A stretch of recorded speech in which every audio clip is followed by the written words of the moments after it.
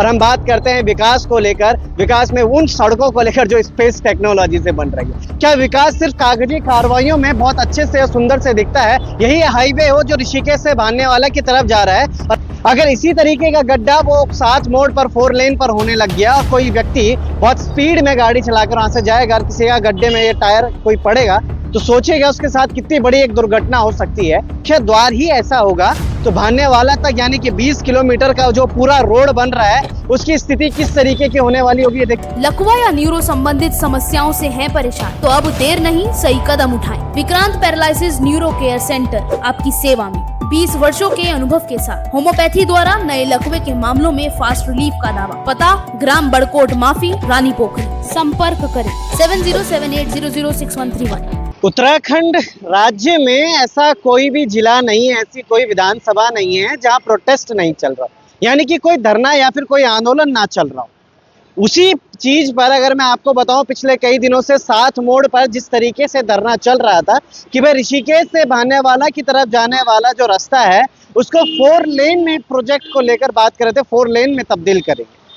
हालांकि उसके बाद उत्तराखंड के मुख्यमंत्री पुष्कर सिंह धामी का एक ट्वीट आता है जिसमें वो कहते हैं कि भाई 7 मोड़ पर जो पेड़ काटे जा रहे हैं और 4 लेन प्रोजेक्ट को लेकर जो रोड की चौड़ीकरण हो रहा है उसको रोक दिया जाए, उसको स्थगित कर दिया जाए, क्योंकि अभी कई संवाद होने बाकी है। हालांकि बहरहाल हम इन सारी चीजों पर बात नहीं करेंगे। आज हम बात करेंगे उस पूरे विषय के बारे में कि आखिर जो ये 4 लेन प्रोजेक्ट बन रहा है, ये सारी चीजें हो रही है, उसका मुख्य द्वार क्या कहता है। इसलिए हम मुख्य द्वार यानी कि ऋषिकेश में इस वक्त मौजूद है।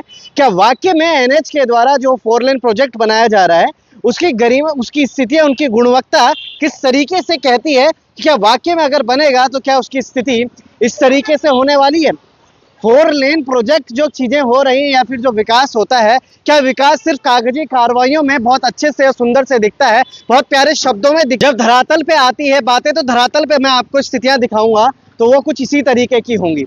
ये गड्ढा देखिएगा, यहाँ पे पाइपलाइन भी है और ये पाइपलाइन भी कभी और थोड़ा और बड़ा गड्ढा होगा, उसके बाद बड़ी बड़ी गाड़ियां यहाँ पर चलती है, क्योंकि ये नेशनल हाईवे, यही हाईवे हो जो ऋषिकेश से भानेवाला की तरफ जा रहा है। और आपको लग रहा होगा कि मैं सिर्फ ये गड्ढा दिखा रहा हूँ और इसी पर बात करेंगे और इसी चीज पर मैं ये सारी चीजें बात कर रहा हूँ कि भाई 4 लेन प्रोजेक्ट अगर बनता है तो उसकी गुणवत्ता किस तरीके से देखी जाएगी, मगर ऐसा नहीं है।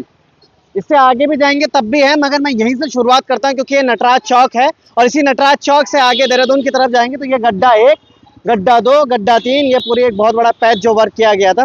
इन सारी चीजों पर आगे तक हम जाते रहेंगे ना तो ये इसी तरीके से हमें देखने को मिलेगा। अब हम बात करते हैं कि वाकई में अगर जो हम बातें कागजी कार्रवाइयों में करते हैं, क्या विकासी दौर पर धरातल पर वो एक्चुअल में काम करते हुए नजर आते हैं? अगर इसी तरीके का गड्ढा वो 7 मोड़ पर 4 लेन पर होने लग गया और कोई व्यक्ति बहुत स्पीड में गाड़ी चलाकर वहां से जाएगा, किसी का गड्ढे में ये टायर कोई पड़ेगा तो सोचेगा उसके साथ कितनी बड़ी एक दुर्घटना हो सकती है।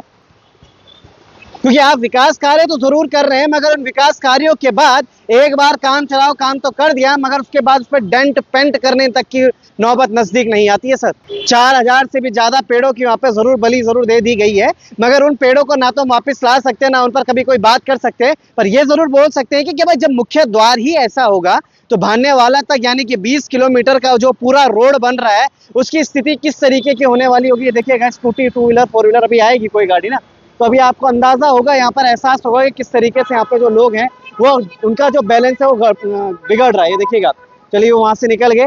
ये देखिएगा ये 3 व्हीलर है, ये 3 व्हीलर किस तरीके से यहाँ पे आएगा, कुछ भी हो सकता है यहाँ पर। और बहुत तेजी चलते हैं ये भी, ऐसे नहीं कि बहुत आराम से चल रहे होंगे, कोई ब्रेक नहीं, कोई कुछ नहीं। कम से कम थोड़ा आगे इंसान तो देख लीजिए कि थोड़ा ब्रेक मार लें, वो भी ब्रेक नहीं मारेंगे। क्यों? क्योंकि 4-5 और लोगों को देखना है उनको यहाँ पे।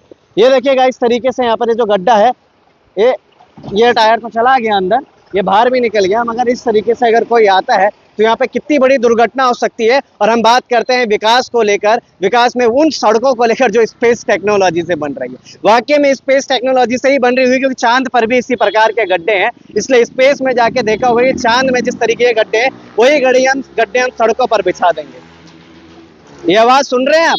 इसी आवाज में 7 मोड़ की जो सड़कें कटेंगे और जब वो सीधा जाएंगे ना तो इसी तरीके से कोई दुर्घटना वहां पे जरूर होगी। इसीलिए कह रहा हूं मैं कि सड़कों में गड्ढों का जाल बिछाया किसने है, विकास के नाम पर ये जनता को बरगलाया किसने है। ये कहानी और ये जो किताबें लिखी जा रही है ना, वाकई में बहुत बड़ी चीजें लिखी जा रही हैं।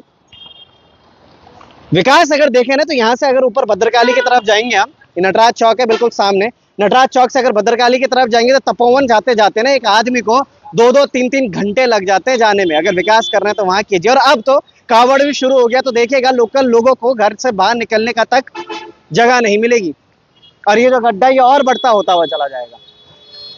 इसी गड्ढे के अंदर वो डीपीआर रखी जाती है, इसी गड्ढे के अंदर वो तमाम विकास कार्य रखे जाते हैं, जिनको एक बार तो आप बना देते हैं मगर दोबारा उनके तरफ पीछे मुड़कर कोई नहीं देखता। वो देखिएगा, मैं दिखाना चाहूंगा, यही एक भाई साहब थे 3 व्हीलर वाले, बहुत तेज स्पीड में आ रहे थे, अभी बस से जाते जाते ठुकते ठुकते बचे। इन पर भी कुछ लगाम लगाइए, इनके लिए भी कोई एक रूल्स एंड रेगुलेशंस आएगी किस स्पीड में आपको चलना है।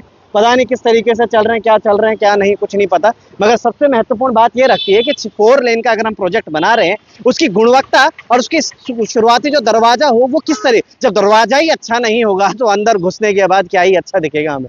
बने रहेगा लोकार्पण के साथ, क्या इन सारी चीजों पर बात होगी। तब तक ले जय हिंद, जय भारत, जय उत्तराखंड।